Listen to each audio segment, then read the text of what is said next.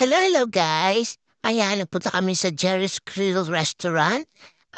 Filipino restaurant siya guys. Ayan, dito sa City Center. Doha na branch nila. Ayan. Ang sarap ng pagkain nila guys. Ayan guys. So, may mga combo sila.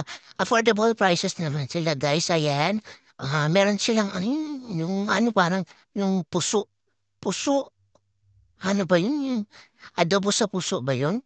Ha, may rice na siya dun sa may saging na binalot siya ng dahon ng saging at adobo, may adobo na siya, chicken siya guys. Ayun guys, ayan, nabayad na si ate guys, ayan si ate Eliza guys, so. Ayan, ang order namin guys is rice, pansit, at saka yung barbecue. Masarap yung barbecue nila guys. Ayan, halo-halo ko na yung ano niyan ngayon. Yung pansit, ayan, nalo ko na.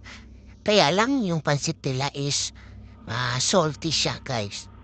Medyo maalat-alat, guys. Pero masarap naman siya, guys. Siguro nadamihan lang na ng soy sauce. Pero okay naman. And guys, yun lang.